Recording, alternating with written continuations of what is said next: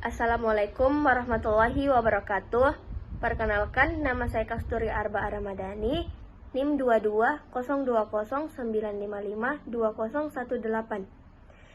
Jurusan Teknik Informatika dan Komputer, Prodi Pendidikan Teknik Informatika dan Komputer, Universitas Negeri Makassar, Kampus 5 Parepare. Pada video kali ini, saya akan membuat video pembelajaran materi Teknik Penulisan Karya Ilmiah, mata kuliah Bahasa Indonesia. Langsung saja, yang pertama pengertian karya ilmiah.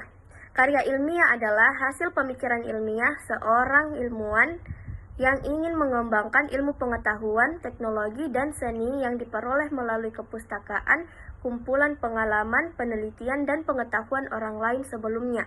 Secara umum, suatu karya ilmiah dapat diartikan sebagai suatu hasil karya yang dipandang memiliki kadar ilmiah tertentu serta dapat dipertanggungjawabkan dalam bentuk karangan atau tulisan ilmiah, dapat pula disampaikan secara lisan dalam bentuk pidato atau operasi ilmiah, dan dapat melalui suatu bentuk demonstrasi.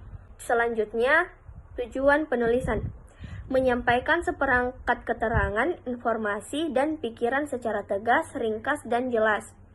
Karya tulis ilmiah dikemukakan berdasarkan pemikiran, kesimpulan, serta pendapat penulis yang dirumuskan setelah mengumpulkan dan mengolah berbagai informasi sebanyak-banyaknya dari berbagai sumber, baik teoretik maupun empirik. Karya ilmiah senantiasa bertolak dari kebenaran ilmiah dalam bidang ilmu pengetahuan yang berkaitan dengan permasalahan yang disajikan. Titik tolak ini merupakan sumber kerangka berpikir dalam mengumpulkan informasi-informasi secara empirik dan baik serta benar. Selanjutnya, manfaat karya ilmiah. Manfaat penyusunan karya ilmiah bagi penulis adalah berikut. Yang pertama, melatih untuk mengembangkan keterampilan membaca yang efektif. Kedua, melatih untuk menggabungkan hasil bacaan dari berbagai sumber. Yang ketiga, mengenalkan dengan kegiatan kepustakaan. Yang keempat, meningkatkan pengorganisasian fakta atau data secara jelas dan sistematis. Kelima, memperoleh kepuasan intelektual. Keenam, memperluas cakrawala ilmu pengetahuan. Dan yang ketujuh, sebagai bahan acuan atau penelitian pendahuluan untuk penelitian selanjutnya. Fungsi karya ilmiah. Karya ilmiah berfungsi sebagai sarana untuk mengembangkan ilmu pengetahuan, teknologi, dan seni. Hakikat karya ilmiah adalah mengemukakan kebenaran melalui metodenya yang sistematis, metodologis, dan konsisten. Selanjutnya, karakteristik karya ilmiah. Karya ilmiah berbeda dengan karangan bebas.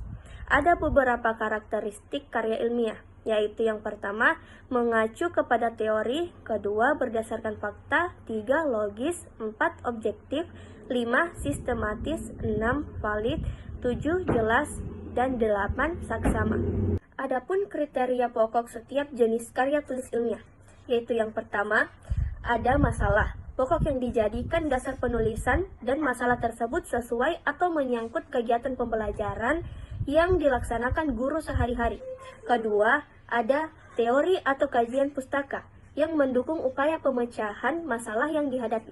Ketiga, ada metodologi atau strategi yang dilakukan secara runtut dalam upaya pemecahan masalah yang dihadapi. Keempat, ada data atau fakta yang mendukung pembahasan masalah yang dihadapi. Kelima, ada alternatif pemecahan atau solusi yang dikemukakan atau dibahas untuk solusi masalah yang dihadapi. Keenam, ada kesimpulan yang dikemukakan berdasarkan analisis data terhadap upaya pemecahan masalah yang dihadapi. Dan yang ketujuh, ada referensi atau sumber pustaka pendukung yang disusun secara runtut. Adapun jenis-jenis karya tulis ilmiah, yaitu yang pertama, artikel ilmiah, kedua, makalah, 3, kertas kerja, 4, paper, 5, skripsi, 6, tesis, 7, disertai, dan 8, artikel ilmiah populer. Adapun teknik penulisan karya ilmiah. Dalam menulis karya ilmiah, terdapat beberapa teknik penulisan yang perlu dipahami dan diterapkan, yaitu 1. Spasi atau jarak baris penulisan. 2. Ukuran margin atau batas tepi. 3. Penomoran halaman. 4. Bahasa dan penggunaan istilah. 5. Bentuk kalimat. 6. Penulisan kata pengantar. 7. Penulisan abstrak. 8. Penulisan daftar isi. 9. Penulisan daftar gambar, daftar tabel, dan daftar lampiran. 10. Penulisan judul bab, judul subbab, dan judul anak subbab. 11. Penulisan paragraf. 12. Penulisan naskah atau teks. 13. Penulisan permulaan kalimat. 14. Penulisan bilangan. 15. Penulisan nama gambar dan nama tabel. 16. Penulisan kutipan dan sumber kutipan. Dan 17. Penulisan daftar pustaka. Sekian video pembelajaran dari saya. Kurang lebihnya mohon dimaafkan. Wabillahi taufiq wal hidayah. Wassalamualaikum warahmatullahi wabarakatuh.